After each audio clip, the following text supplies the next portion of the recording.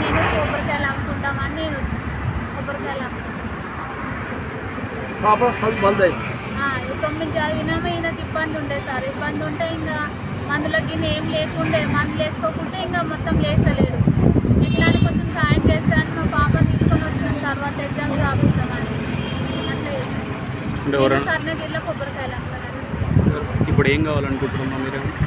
ఏం చేస్తాను, నేను కొబ్బరికాయలు అమ్ముతాంటే ఇక్కడ గుడికాడ అమ్మినమ్మన్నది దాకా అయితే అక్కడ అమ్మనిస్తలేరు. నాకేం ఈయన చెయ్యి కోసం ఏమన్నా సాయం చేయాలి. ఎవరన్నా పెద్ద మనుషులు ఉంటే సాయం చేయాలి సార్.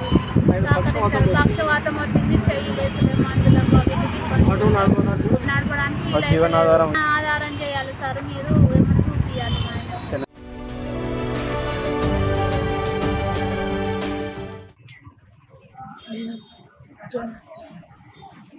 ఈ మధ్యలో పక్షవాతం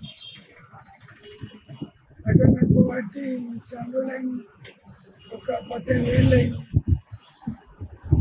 అందుకంటే ముందు డాక్టర్ నాకు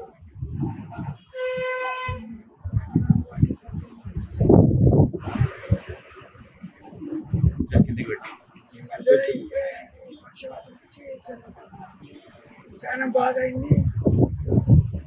స్వర్ణగిరి టెంపుల్ పడి కొంచెం ఒక నెల రోజులు మంచిగా అయింది. నాకు తినడానికి తిండి లేకుండే, మందులకు కూడా డబ్బులు లేకుండే.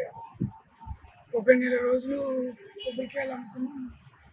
చాలా బాగా గడిచింది కాలం. లోపల ఎవరు కాంట్రాక్ట్ పెట్టిరట, వాళ్ళు ఎలుగొట్టేసారు. ఎలుగొట్టేసినాక మళ్ళీ బయట వచ్చాను. ఇప్పుడు కొంచెం బాగానే ఉంది. ఎంతమంది పిల్లలు? 3 పిల్లలు. ఇక కొబ్బరికాయలు తీసుకొచ్చి ఇక్కడ పెట్టి. ఇప్పుడు నీ ఆమె పెద్ద కూతురా? మా పెద్ద అమ్మాయి. ఆమె ఎందుకు ఉంటుంది నీతోనే? 9th క్లాస్ చదువుకుంది. నాకు నచ్చలేదు కాబట్టి ఒక చేయి కాలు ఒక సైడు ఆమెనే అటు బ్రేక్ ఆమెనే పడుతుంది, బైక్కి ఎక్స్లేట్ ఇస్తుంది. నేను గేర్ వేసుకుంటా, క్లచ్ పట్టుకుంటా. ఒక సైడ్ ఆమె. పాప స్కూల్కి పోతలేదా? స్కూల్ బంద్ అయిపోయింది. ఇప్పుడు స్కూల్కి పోతే కాలం నడవది, ముందుకు సాగదు. అందుకే పని చేసిన. నేను మంచిగా అయినాక ఇట్లా మళ్ళీ చదివిస్తాను.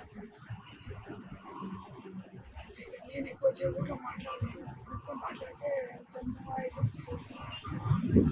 పరిస్థితి ఇదే. ఎవరైనా దాతలు సాయం చేస్తే నేను మంచిగా వరకు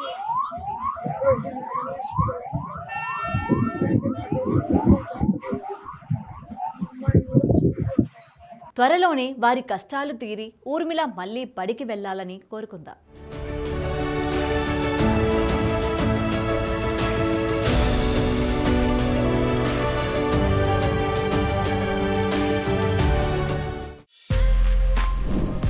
For more videos like this, subscribe Big TV channel.